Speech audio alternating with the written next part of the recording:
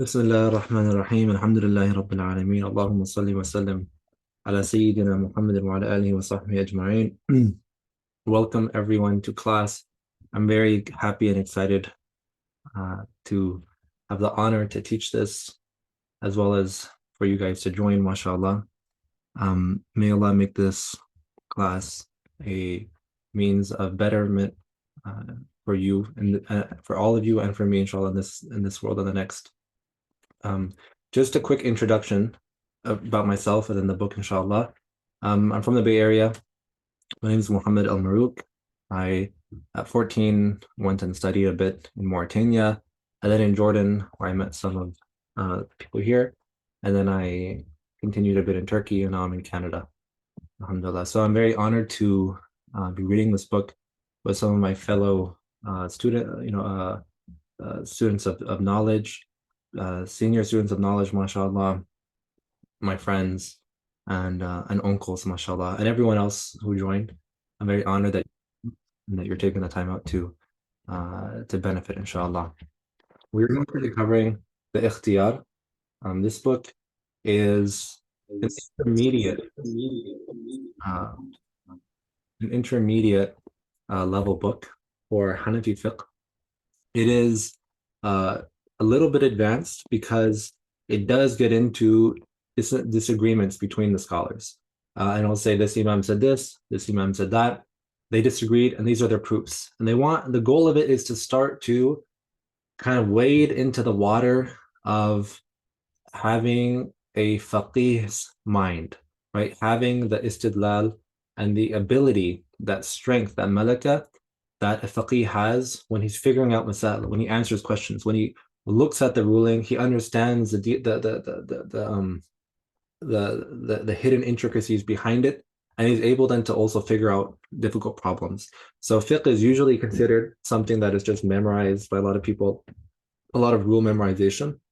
And although there is a lot of memorization, right, a huge aspect of it is becoming that faqih, gaining that strength. I mean, that's something that a lot of people, because most people haven't studied fiqh, don't teach. They don't teach these books. And it's really hard to find someone who does teach a more advanced book. You usually have to study with teachers privately, like I have had to. It's usually always in Arabic. So the goal of this, first and foremost, because I'm not a sheikh, I'm not a fiqh teacher or specialist, is to review my fiqh. It's one of the character traits of the old fuqaha was that throughout the year, right, especially for their ibadat, they would review their fiqh according to the time or the event that approaches, right? So when the time for zakat comes, they'd review the chapter of zakat. For Sawm, for Ramadan, they're reviewing the chapter of Ramadan. It just fits, it's perfect timing, and it allows us to freshen up our fiqh and understanding before Ramadan so that we make sure that this Ramadan is completely free from any discrepancies, that we understand the ruling so that we can benefit those around us with our knowledge. And that's why Imam Shaykh Abdurrahman Shawuri has this famous quote that whoever does not learn fiqh, right, or the deen, he ends up living a life persistent on sin and doesn't even know, right? He breaks his fast and he doesn't even know that he broke his fast, or his fast isn't valid and he had no idea. So that's why we learn. And so this class, just to say, it's not fiqh, of fasting 101, right? So it's not the easiest book to read. There is no English translation of it. It's not a book that it's just, here's a list of all the ruling and just, now move on with your day. We're gonna have discussions. It's gonna be a bit difficult. Now, in order to actually finish this book, this chapter. I'd like to, finish at least most of it before Ramadan. We might have to do one session in Ramadan, but I'd really love to finish before Ramadan because usually in Ramadan people get busy with acts of worship and other things. But maybe we can continue in Ramadan. I'm open to continue in Ramadan. The way that we're gonna structure this course, inshallah, is that we're gonna have the first hour is gonna be just lesson. So it's going to be just a lesson. I'm going to be explaining everything in English and talking about it. I will open it up, or answer a question here or there. But all the questions during this first hour, please just write them unless I ask you directly or I open it up for any open questions, which I will do periodically. The reason why is because I've usually when fiqh, especially if it's a bit difficult. Some people have a lot of questions, and that's okay. There's nothing wrong with that. But if we want to actually finish the chapter, then we're going to have to move quickly. So what we're going to do is we're going to have the first hour with less questions, less discussions, except for in certain points, which we'll discuss. And then at the end of class, there will be 30 minutes open Q&A. So you don't have to stay. It's not the actual lesson. You won't miss anything if you leave. But for those who want to discuss more or really kind of struggling with what we went over, I'll leave it open for 30 minutes or even longer, and we can really discuss it. Also, any questions you have, put it on the chat. I can send messages. We can text. We can text privately if you have any specific questions. For the questions in class itself, please keep it to the actual content matter. So don't ask questions that are just in general about fasting. Ask if we're talking about, what breaks the fast, then only ask about that, right? Don't ask about the timings or something that you don't remember. Just so that we can kind of keep it, and send them once again, text them to me privately or publicly in the chat, unless I call on you directly, which I will do inshallah periodically. One thing I wanted to first do though was, can everyone in the chat or just raise your hand, has anyone, those who have studied Hanafi fiqh before, just put a thumbs up inshallah, just so I get a basic understanding of everyone's level.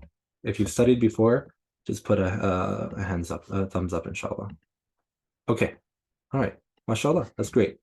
So 2, Abdulaziz has, maybe he's being shy, but he has studied, because I've taught him. Yeah, it's not to which level exactly? Like Just anything, just like yeah, okay.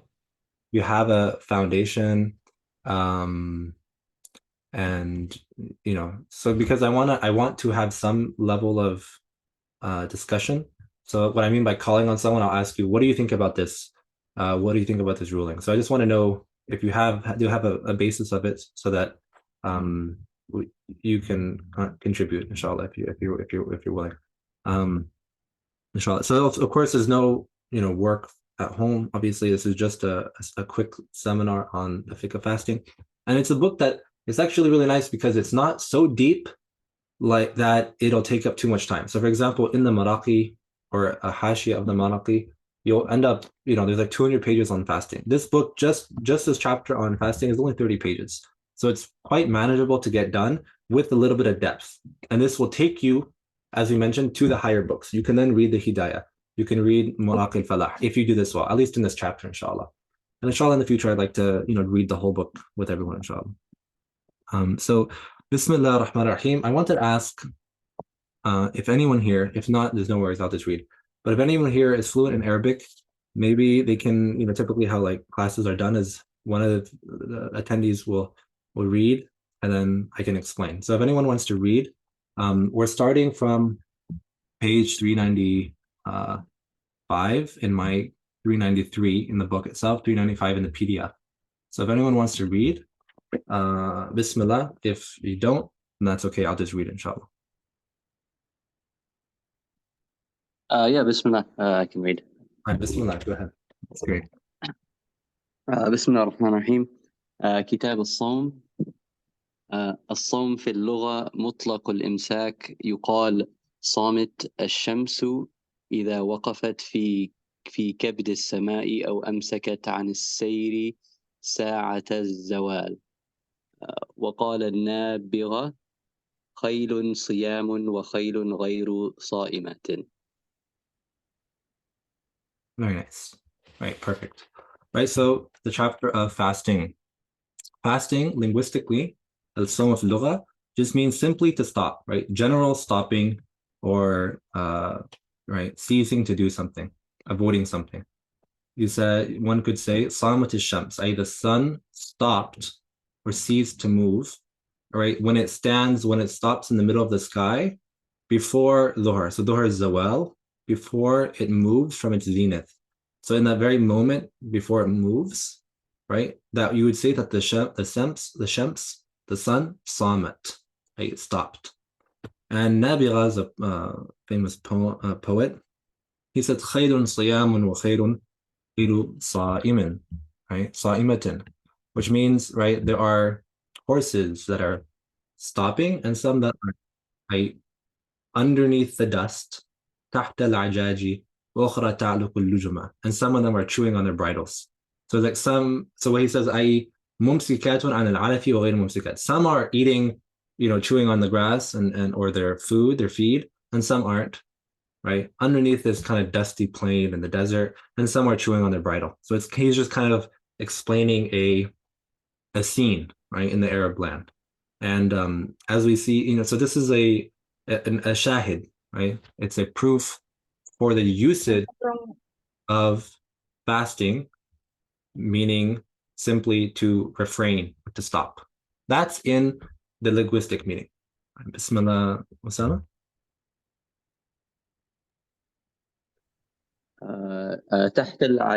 تحت العجاج وأخرى تعلق اللجما.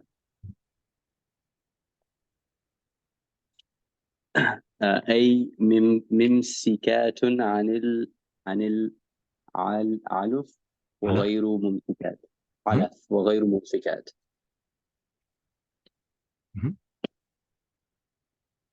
وفي الشعر عبارة عن إمساك مخصوص وهو الإمساك عن المفطرات الثلاث بصفة مخصوصة وهو قصد التقرب من شخص مخصوص وهو المسلم بصفة مخصوصة وهو الظهارة عن الحيض والنفاس في زمان مخصوص وهو بياض النهار من طلوع الفجر الثاني إلى غروب الشمس. Very nice. Right. So in the shutter, right, legally fasting, Som, this is all of this right here is a definition. This whole chapter, this whole paragraph. It's an expression on refraining, a specific refraining. And that is to refrain from the three things that breaks one fast, which are, right, eating, drinking, and sexual intercourse. بِصِفَةٍ مَخْصُوصَةٍ, in a specific manner, right, which is to intend to draw closer, i.e. to worship Allah subhanahu wa ta'ala, right, through that act of fasting. Min shakhsin makhsus, from a specific person. So it's all specific, right? There's legally, you're going to have every detail of the action is important, right? Because every aspect of the action, right, depends on a legal ruling, right? So min shakhsin makhsus, from a specific person. Who is that? That person is a Muslim. بِصِفَةٍ مَخْصُوصَةٍ, in a specific way. هُوَ الطَّهَارَةُ, in a way that one, in a state, that person is in a state, and that is that he is, or that person is pure from menstruation and nifas, right, postnatal bleeding. في زمان مخصوص, in a specific time frame, and that is, right, the white of the day, i.e. the day itself, from the beginning of Fajr, the real Fajr, until the end of, to the beginning of Maghrib, i.e. till the setting of the sun. So he's not mentioning Ramadan right now, but that's just general fasting. So in this chapter, he's going to break it up into three different types of fasting. You're going to have fard, obligatory fasting, wajib, mandatory fasting, and then nafil, which is supererogatory fasting. And we're not going to talk about the nafil fast or the wajib fast. A little bit of the wajib, but we're only going to be talking about Ramadan. So there are going to be some things that I mentioned this, like, for example, what happens if you swear an oath to fast one day and the rulings that apply to that. We're not going to cover that. We're going to skip those sentences because it's not really applicable to us right now. Right now, we're looking at Ramadan. Okay, so that's Ramadan, and that's what fasting is. We're going to explain this as we move forward, right? So that's just a quick, you could say, like, introduction to the chapter. Okay, go ahead, Sam. From the top of the page? Yes, please. Not this part, just the shuttle. Okay. وهو فريضة محكومة يكفر جاحدها ويفسق تاركها. ثبتت فرضيته بالكتاب وهو قوله تعالى فمن شهد منكم الشهر فليصم وقوله كتب عليكم الصيام وبالسنة وهو ما مر من الحديث في كتاب الصلاة وقوله عليه السلام صوموا شهركم وعليه إجماع الأئمة. Nice. الأمة. It is a fardiyya muhkama, which means it is an absolute obligation, which means there is no ta'wil, right? There's no room for interpretation in its obligation, right? Which means that, what does that mean? It means that the person who absolutely outright rejects the fast of Ramadan is a kafir, right? He leaves the fold of Islam for rejecting, right? For rejecting the fast of Ramadan, right? Because it is something which is known to be part of Islam necessarily, right? Everyone knows that Muslims fast Ramadan. You can ask non-Muslims and they know, right? As well as because it's absolutely stated in the Quran, in the Sunnah, and Ijma', you cannot reject it outwardly. I completely just say, I don't have to fast. If someone said that, otherwise you would leave Islam. And it said that the person who leaves it, tarikuha, it becomes a fasiq. Right? So if you just leave it out of laziness, like I know I have to fast, but I'm late. If someone said they're lazy, they're a fasiq, right? They are one who is not practicing their deen correctly, right? ثبتت فرضيته. So now we're going to talk about the proofs of fasting Ramadan. So we say that its obligation has been established in the Quran, and that is Allah subhanahu wa ta'ala when he said, whoever witnesses from you the month, i.e. the month of Ramadan, then he must fast it. وقوله, and he said again, كُتِبَ عَلَيْكُمُ الصِّيَامُ, it has been made obligatory upon you the fast. وَبِالسُّنَّةِ, and from the hadith, right, from the sunnah of the Prophet ﷺ. What does it mean, that sunnah? It doesn't mean that this is the sunnah, like it's just a sunnah the Prophet ﷺ did. It means from the Prophet ﷺ's words or actions, i.e. something that has been established through hadith. That's what they mean by sunnah here. Not that it's like just recommended. وَهُوَ مَا مَرَّ مِنَ الْحَدِيثِ فِي كِتَابِ الصَّلَاةِ. So he mentioned an earlier hadith in the chapter of prayer. And what was that chapter? It is narrated in Bukhari and Muslim, and it is Buni al-Islam ala khams, right? Islam has been established on 5 pillars, bear witnessing that there is no God but Allah, and that Muhammad is the messenger of God, establishing the prayer, giving, paying charity, doing the pilgrimage, and Sawmi Ramadan, i.e. fasting Ramadan. So it is mentioned that it's one of the 5 pillars of Islam, right? That's why if you rejected it, they would become a kafir. And also the words of the Prophet, he says, Sumu shahrakum, I fast your month in Ramadan. And that is in Tirmidhi. وَعَلَيْهِ إِجْمَعَ الْأُمَّةِ.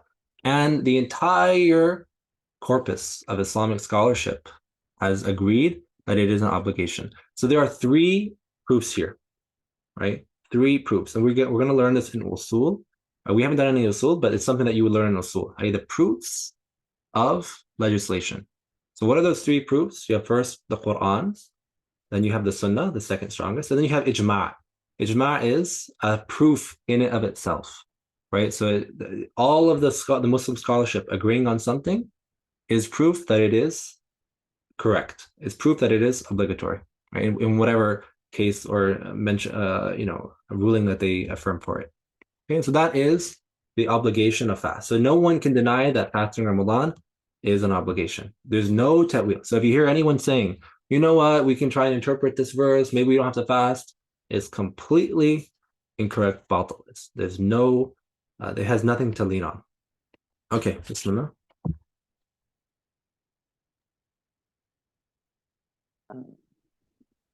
وسبب وجوبه الشهر الإضافة إليه يقال صوم رمضان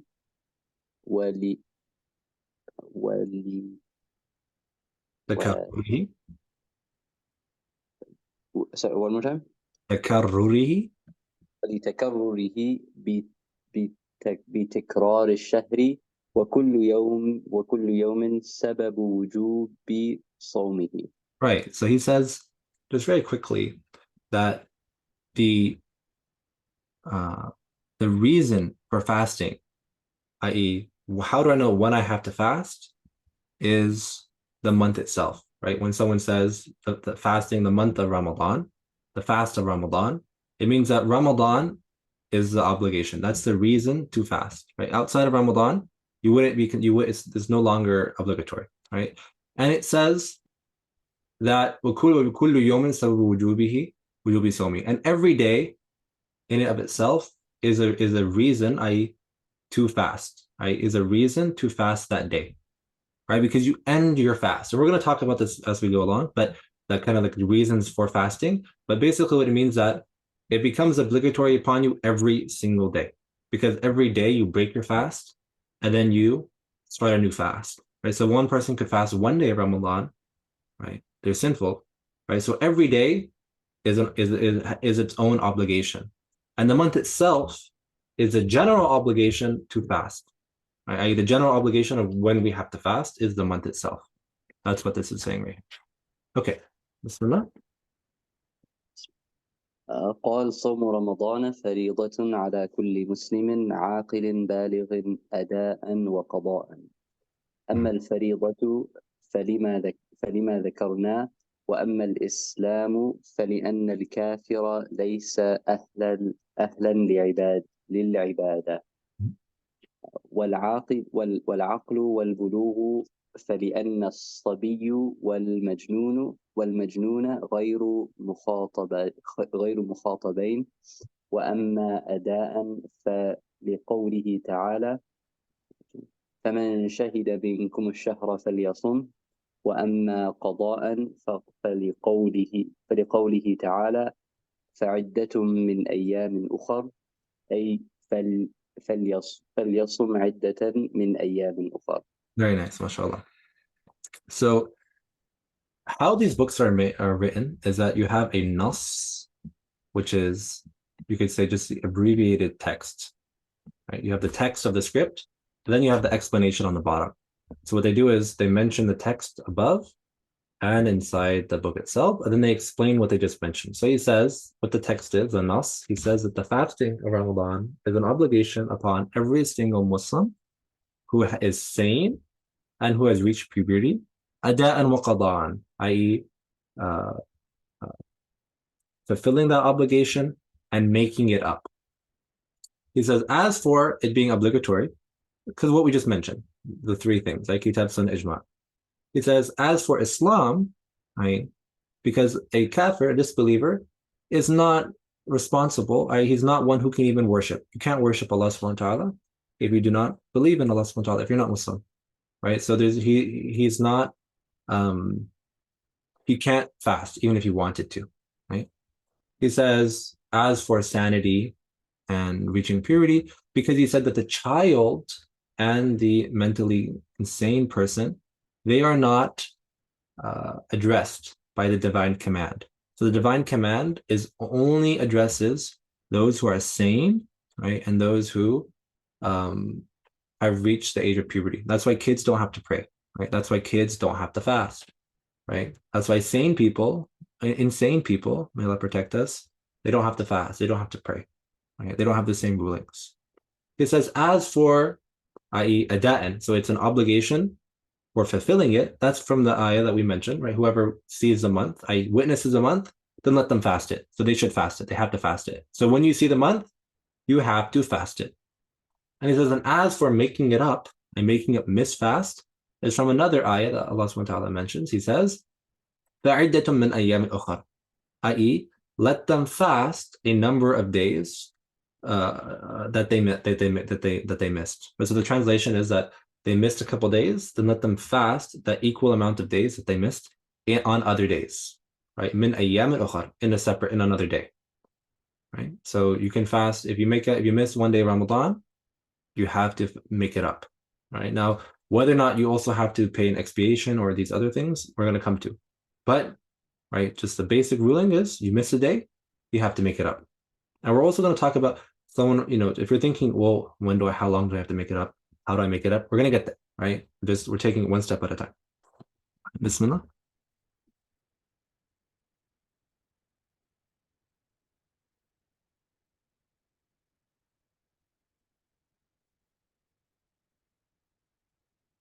Go ahead, Osama.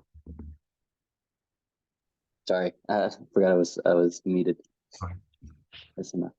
قال وصوم النذر والكفارات واجب أما النذر فلقوله تعالى وليوفوا نذورهم، وقوله عليه السلام في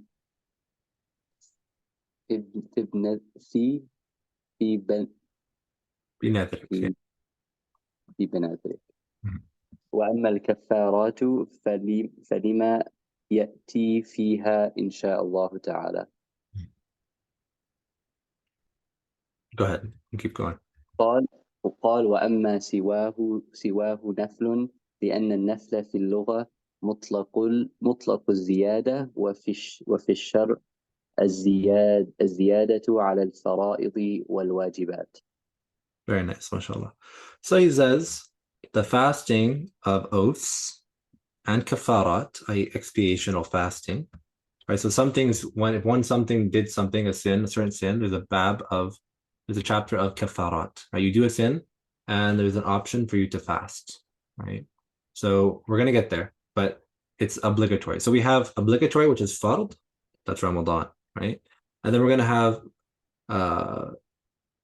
oaths, right? So someone says, I swear that I'm going to fast this day, right? Or a day of fast, right?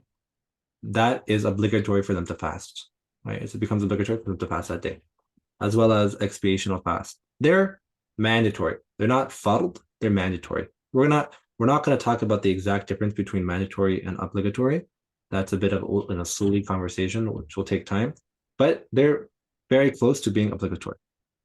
And the reason why is because he says that as for the oath, because Allah subhanahu wa ta'ala says, وَلْيُوفُوا نُذُورَهُمْ, and let them, right, fulfill their promises, their oaths.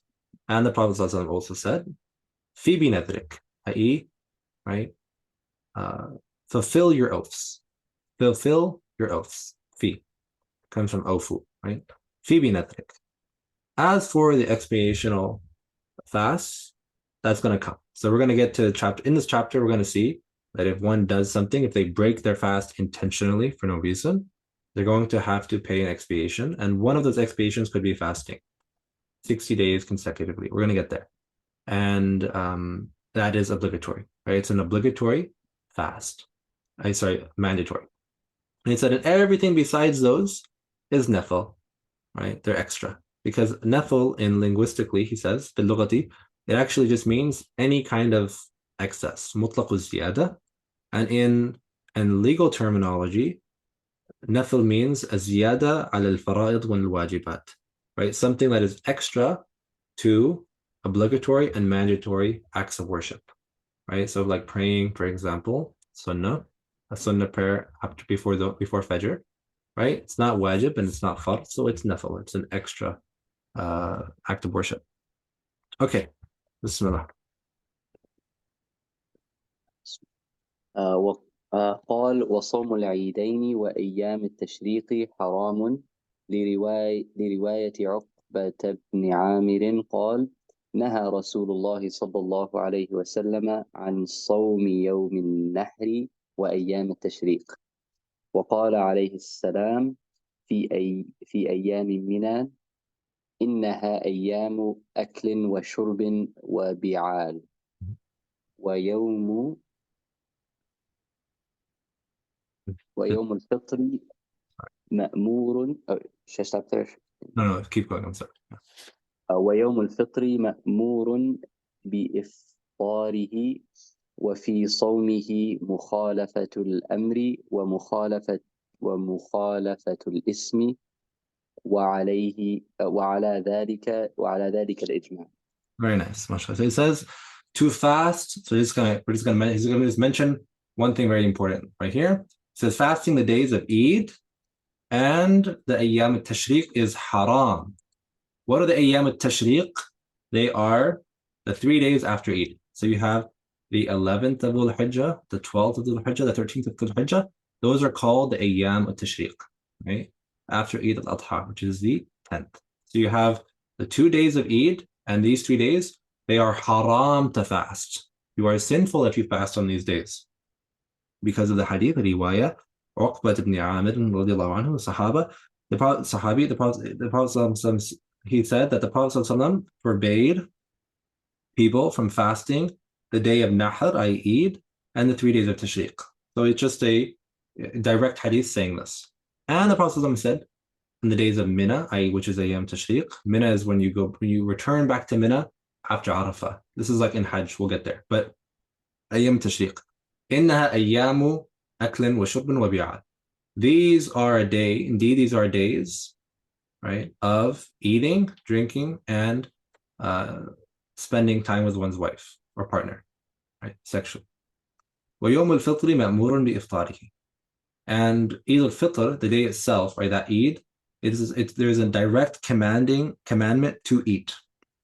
All right, this is in Sahih Bukhari, Muslim, which is the Prophet, he said, right, fast when you see the month, i.e. the moon, and break your fast when you see the next moon. So when you see the month, the moon of Shawwal, he says it's obligatory. The Prophet says, he says, break your fast. It's an obligation. This is for Yawm al-Fitr. So through these 3 hadith, it's very clear that this is haram to fast on these 3 days. As well as, right, just by fasting it, you're not only breaking the word of the Prophet, but you're also kind of going against the word itself, because Eid al-Fitr means the day, the Eid of the celebration of Fitr. Fitr means to eat, right, to break one's fast. وعلى ذلك الإجماع. And the last proof, this is like also a very strong proof, he just kind of mentions at the end, and upon this is ijma'. That is a very strong proof, right? The ijma' of all of the Muslim scholarship has agreed upon this ruling. You cannot go against this, right? So all madhabs, what this means is all madhabs are in agreement in this, that fasting on the 2 days of Eid, right, is haram.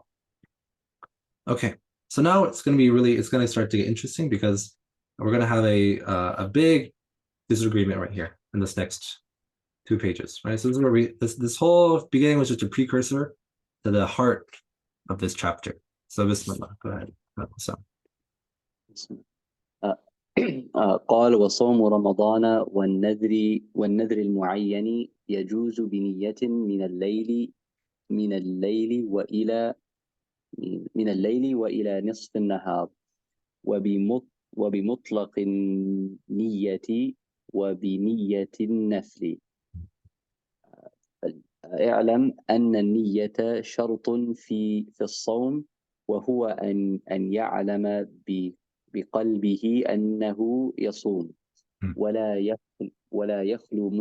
ولا يخلو مسلم عن هذا في ليالي شهر رمضان.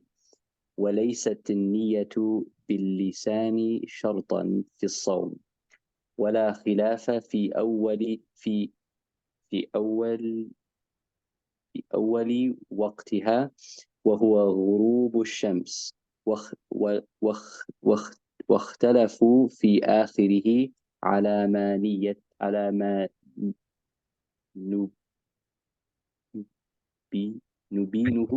نبينه إن شاء الله تعالى.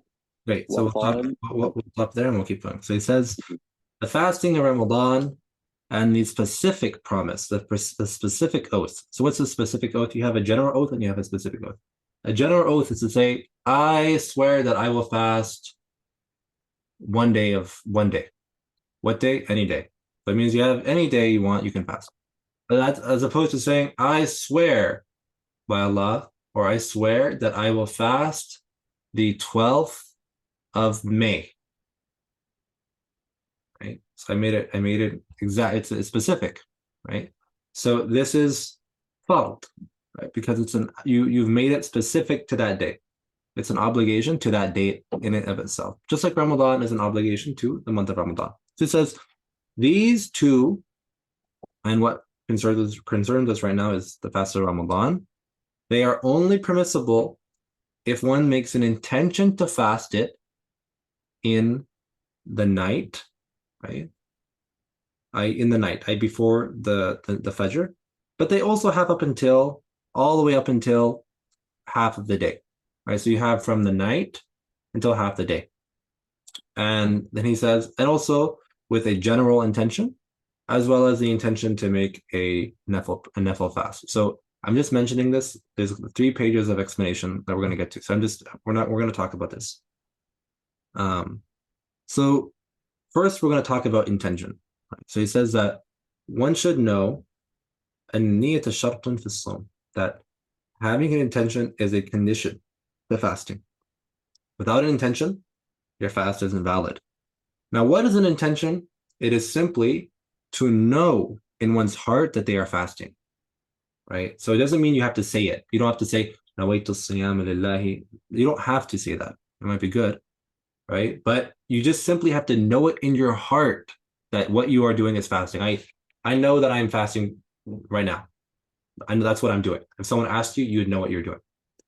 وَلَا يَخْلُو مُسْلِمٌ عَنْ هَذَا فِي لَيَالِ شَهْرِ رَمَضَانَ. He gives a really nice fa'idah here. He says that there's not a single Muslim on the nights of Ramadan who don't know this, right? Who don't know that the next day they're going to fast, right? So every Muslim, when they're in Ramadan, they know that they're fasting the next day, right? So it's kind of besides the point. That's kind of what he's saying, but it still is a condition. It's still in a condition. So he's saying, really don't worry about the intention. It's a condition, but every Muslim should, right? Usually should, in Ramadan, know that you're fasting the next day. And he said that it's not a condition that you say with your tongue, right? You can just be in your heart. There's no disagreement in when one is able to say their first intention, right? For the next day, which is Maghrib. So as soon as Maghrib comes in, I now, for that next day, because we know in Islam, right, Maghrib is the beginning of the next day. So as soon as Maghrib comes in, I can make my intention for the next day. So I pray Maghrib prayer, or the adhan goes off, I say, I intend now to fast tomorrow. Right? I know in my head that I'm going to be fasting tomorrow. I say it, or I know in my heart that the next day I'm going to fast. Right? But he says there's a disagreement now in the end. Right? When is the latest you can make an intention? When is the latest one can make an intention? Is it at Fajr? Is it at half the day? Right? Is it still the nighttime? Right? We're going to get to that. So he says we're going to explain that right now. قال زفر رحمه الله بسم الله.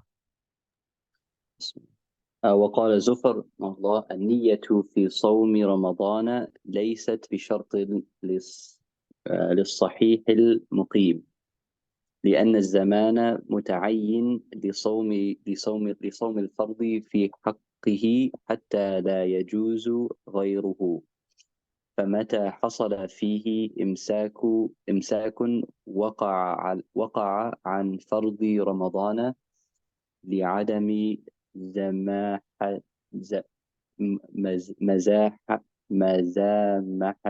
غيره وصار كإعطاء النصاب جميعه للفقير بعد الحول. Great. So Zufar. So we have in the Hanafi school we have 3 main imams. You have Abu Hanifa, of course.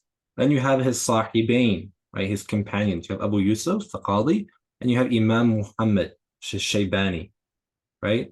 And those are the 3 main imams in the madhab, as well as Zufar. So Zufar was a student of Imam Abu Hanifa, but he isn't relied upon as strongly in the madhab, right? So he's not as strongly relied upon in the madhab. So Zufar, rahimahullah, he says here, he brings up a problem, right? Maybe they were all sitting together and, he says, this doesn't make, I don't know about that. Let's discuss, let's argue. So he says that the intention in Ramadan is not a condition. It's not a condition for the one who is capable and who is in their home. Now, capable in their home, they're not travelers, right? We're going to talk about that later. But what he's saying right now is you don't have to make an intention. It's not a condition. We just mentioned before, right? The main opinion that we started with is that it is an intention. So Zufar is rejecting what we said at first. He said that the time, this month, متعين لصوم الفرض في حقه. It is specific to fasting Ramadan, right? So what that means is you cannot حتى لا يجوز غيره. You cannot fast a different fast in Ramadan. If I want to fast a nafil fast in Ramadan, it counts as Ramadan, right? Ramadan is a specific month and every day of it has an obligation to fast, which means that you cannot fast a different fast during that time. It is specific to Ramadan. So any fasting that one did, right? Any fasting that one did, it actually just counts for Ramadan. And this is true. This is true. Right? So he's saying the time is specific to Ramadan.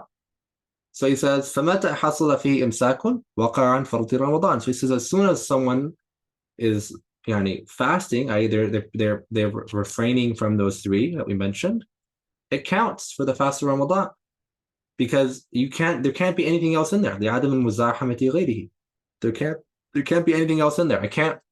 I literally don't have the option to fast a nafil fast, to fast a wajib fast. I can only fast Ramadan during Ramadan. So as soon as you're basically saying, as soon as I fulfilled the other conditions, which is just avoiding eating, drinking, and sexual intercourse, right? It counts. That's what he's saying.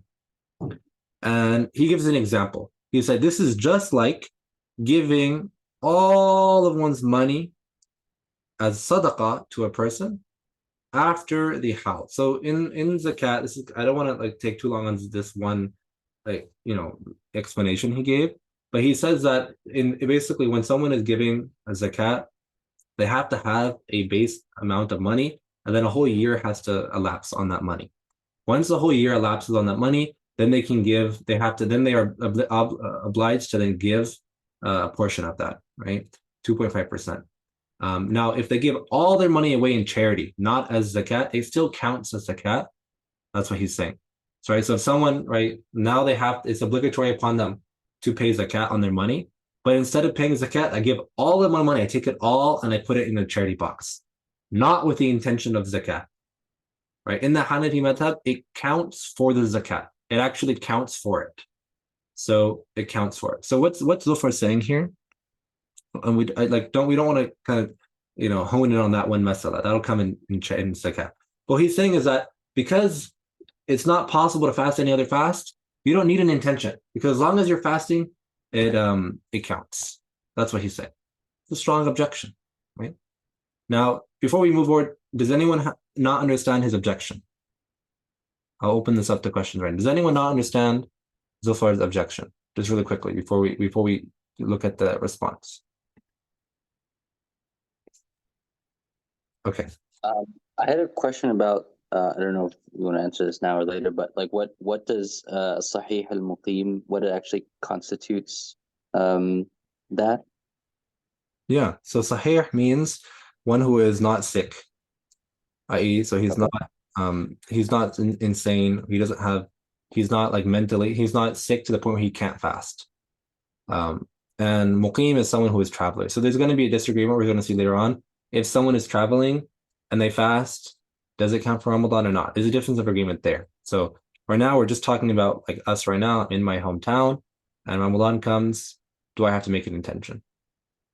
So somebody who the fasting of Ramadan during Ramadan would be obligated for. Would that be correct? Correct. Yeah, correct. Yeah.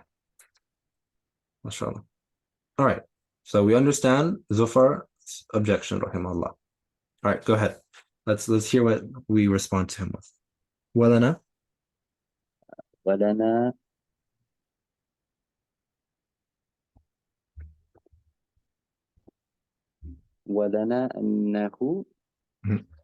أنه عبادة فلا يجوز إلا بنية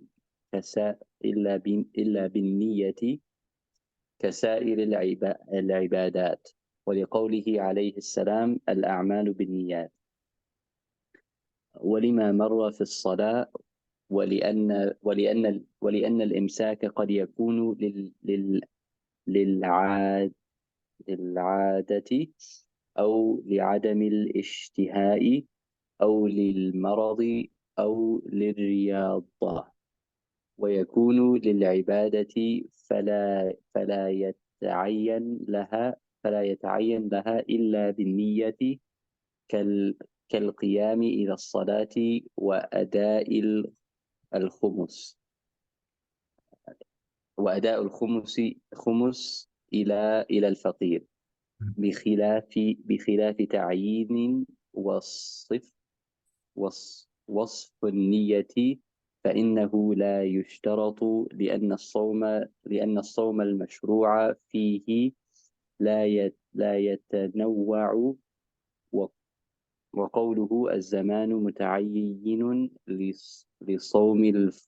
لصوم الفرض قلنا نعم، لكن إذا حصل الصوم فلما قلتم إنه حصل غاية الأمر أنه حصل الإمساك وقد خرج جوابه. Nice. Very good. MashaAllah. So here we go. So we're gonna hold on. It's gonna get a bit complicated here, but that's okay. So it says, as for our response to Imam Zufar rahimahullah, the majority of the Hanafi madhab, they say, Abu Hanifa and the Sahibin, we say that it's an act of worship. Fasting is an act of worship, right? And all acts of worship, right, need an intention, right? And this is from the Prophet's hadith from Bukhari and Muslim.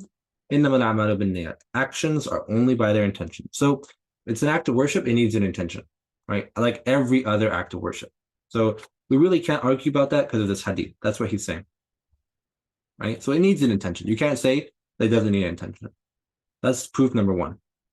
Number two, he says that because imsak, simply just avoiding these three that we mentioned, it could be for a plethora of other reasons, right? Not for worship. Like ada, one just like doesn't eat. So one, he's just not hungry. One, he wakes up and he just goes to work. He comes back, he gets delayed in the car. He gets back home. He didn't eat any water, didn't drink. He was totally fine. And he's like, okay, what's for dinner? He didn't know what he was doing. He was just living a normal day. You're going to say that he fasted that day, right, as an act of worship, right? He says, oh, li'adam al-ishtihā, right? He's not hungry. Oh, lil-maradi, right? Or because he's sick, right? He's sick. So one's sick, and we're not talking about the sickness that makes it impossible for them to fast. We're talking about he's sick, so he doesn't want to eat. Like he has a stomach problem, he doesn't want to eat. So he's like aching all day, he doesn't eat. You want to say that he fasted? And he said, or one could be training, right? They're training, they're on a regiment, right? They don't eat, right? So, and it's also possible for it to be worship. So there's all these reasons to avoid these things, right? So, it's not so clear that simply one just fasting or not just avoiding things is an act of worship, right? And from this hadith, we see that all acts of worship need an intention, right? That's what he's saying. فلا يتعين لها إلا بالنية كالقيام إلى الصلاة. So it's not, you don't know what you're actually doing unless you make an intention. Just like when standing for prayer, right? They don't actually know what they're doing unless they have an intention to pray, right? So if one just, doesn't know what they're doing and they, the difference between the one showing someone how to pray and actually praying. What's the difference between someone showing someone how to pray? Like I'm saying, this is how you pray, okay? You go Allahu Akbar. You sit down, you go to ruku', you stand up, you go into sujood. What's the difference between that and someone actually praying? The difference is the intention. One's intending not to pray, one's intending to actually pray. What does zakat al-faqir, right? Giving zakat, giving zakat, what's the difference between giving charity, random charity, and giving zakat? I.e., zakat is the obligation, right? What's the difference? The intention, right? It's the same exact thing. When I give money to a poor person, let's say I give him $100, right? Without the intention of zakat, it doesn't count as zakat. It's just charity. Good deed, great. With the intention of zakat, it actually counts now. I don't have to pay zakat. So what was the difference? The difference was intention. So as we're seeing, right, it's very clear that what the Prophet said, إِنَّمَا الْأَعْمَالُ بِالنِّيَّاتِ, is very applicable to all acts of worship because that's how we actually applied it to all acts of worship. Right. بخلاف تعيين النية فإنه لا يشرط لأن الصوم المشروع فيه لا يتنوع. He said that, but we don't have to specify that intention though. So he said that what you mentioned about, Ramadan only being a time of fasting is true. So that means that I don't have to actually say I'm fasting Ramadan.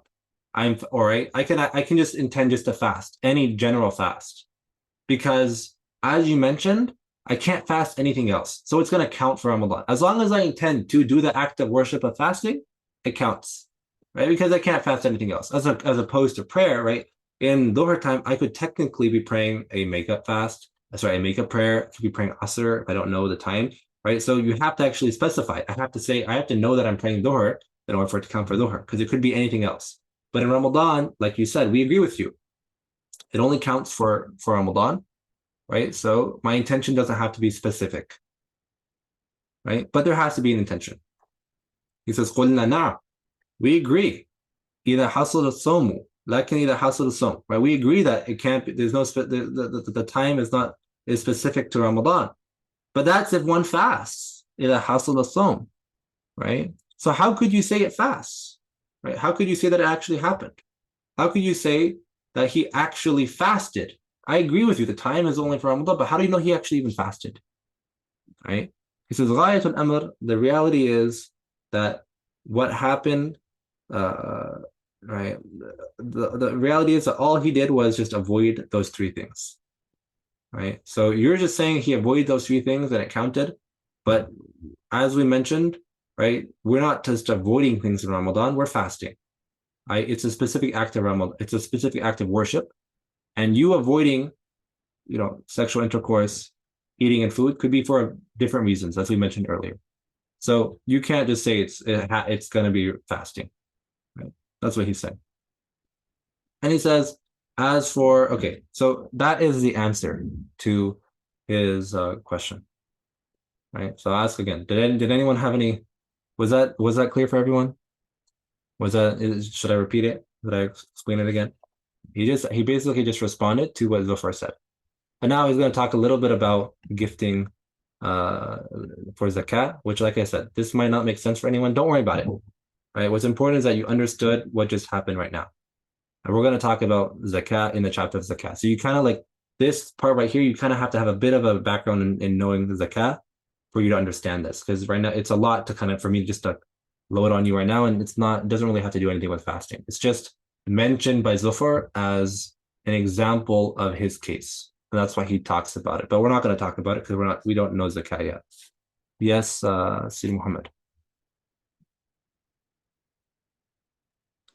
Sheikh, you mentioned that the time to make the intention is from the night until the midday. What do you mean midday, Sheikh? Like how it will be applicable when we already started fasting? Great, right? So if you already know that you're fasting, then you already have the intention. So we're going to get to this very soon, right? So for example, one sleeps through Fajr. They sleep after Maghrib and they sleep through Fajr. What happens then? Right? They make an intention, let's say after Fajr. That counts. They have up until half the day to make an intention. Inshallah. But we'll get to that ruling soon, inshallah. So any questions about specifically our response to Zufar and the disagreement that we had right now? That was a fiqhi disagreement. All right. Go ahead, Sidi Usama. From وأما هبة النصاب. Correct.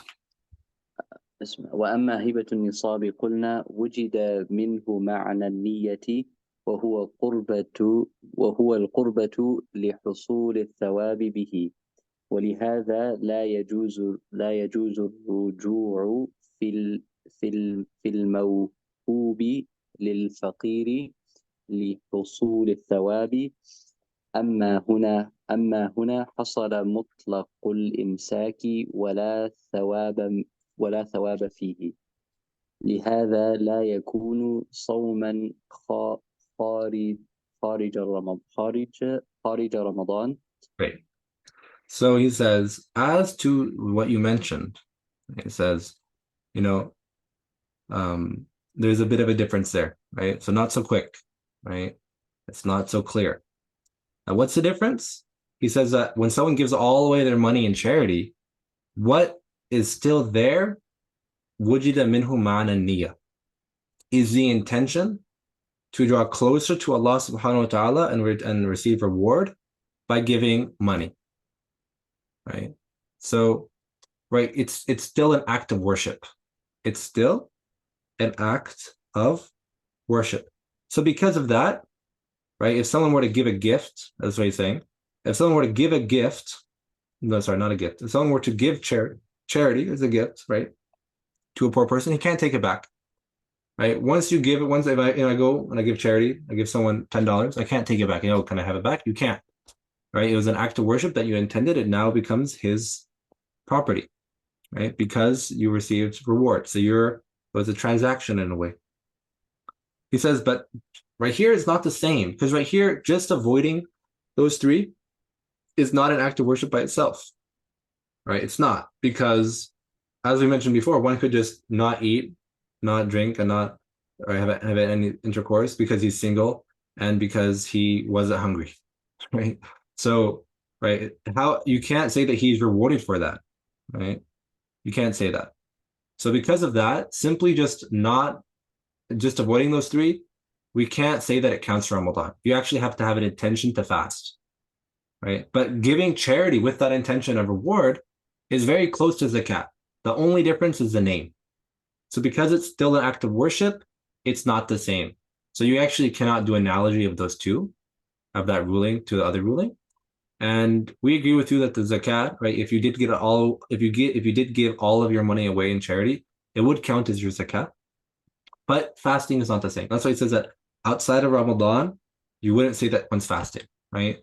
Outside of Ramadan, if someone just avoided eating, at the end of the day, if they said, I get the reward of fasting. Oh, but did you know you're fasting? No, I didn't know. I just, I just didn't eat all day. Well, you say, well, no, right?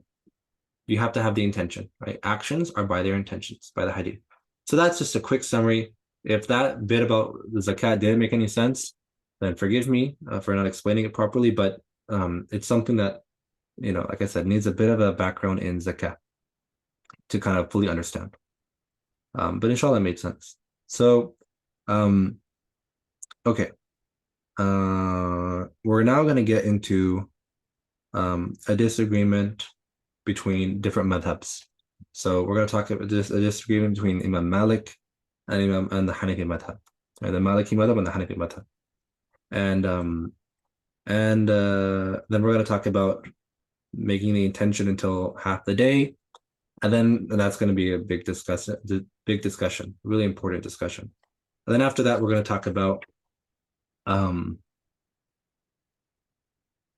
more intentions, and it's going to go for a whole nother page and a half, and then we will talk about the time for fasting, inshallah. So today, because there was a bit of a discussion, and because we had an introduction, we didn't finish that much. No, we did around 3.5, 4, almost 4 pages. So that's still solid, inshallah. So alhamdulillah. I'll open it up now completely to any just open questions about what we covered, inshallah. Like I said, if there's a question about something that we haven't covered, it's gonna come. This book is gonna talk about everything. So don't worry, inshallah. Don't ask about, if I do this, does it break my fast? Okay, we're gonna get there, inshallah. Any questions about the discussion? Any question about what we mentioned? All clear? Osama, is it clear? Yes. Alhamdulillah. Thank you for reading today, mashallah. Alhamdulillah. I'm not sure if this is off topic or not, but with the example given with the zakat and giving sadaqah and having it count as zakat, does that only apply if, I've never heard of this before, does that only apply if one gives all of their wealth away? Correct, right? Because otherwise they would still be able to give that amount. So that the problem here is because you don't have you have to pay zakat, right? So the howl happened, I now have to pay zakat, but I gave it all of my money away. And the ruling is that once one loses all of their money, right, before the howl happens, before the year happens, it restarts because they no longer are considered wealthy. Right. So that's something like if I get $5,000 in my bank account, this is the bare minimum. So I'll explain this a bit more. I have $5,000, right? Now, once I get to 5,000, I start counting a year, right? Now, during this year, if it drops a bit, it's okay.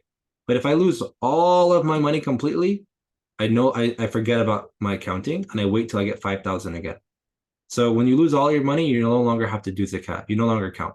But what happened here is that a whole year passed on that 5,000. So now I have to pay zakat, right? Now I have to pay zakat. But I just gave all my money away. I don't have any money to give zakat. So what do I do? So he's saying, because you had to pay it, a portion of that wealth that a year spent on it was obligatory to pay zakat. A portion of it was for zakat. Because you gave it with the intention of charity, i.e., drawing closer to Allah subhanahu wa ta'ala with that intention as an act of worship, it will count as part of that charity because you gave it to the right person. You gave it to someone who's poor, right? So it counts because that some of the money had to go. So it's like Ramadan, like some that fast that in Ramadan only counts for Ramadan. So in this case, that money had to go to zakat. So because it was an act of worship, it counts as zakat. And that's why in Ramadan, if one like tries to pray and make up fast and do a makeup fast in Ramadan, it counts for Ramadan. So I'm on the first day of Ramadan, I say, oh, I haven't made up my fast. So I'm going to make up the fast from last year.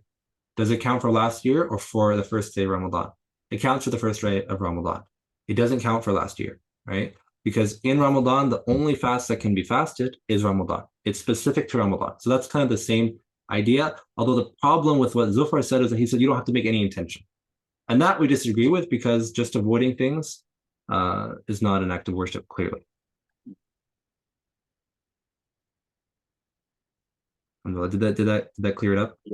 Yeah, Jazakallah. Yeah, mashallah. So everyone else, wa iyyakum, Ameen. Anyone else have questions? Sandy, Asia, Imad, Abdulaziz. Any questions, inshallah? I'll clear Abdulaziz.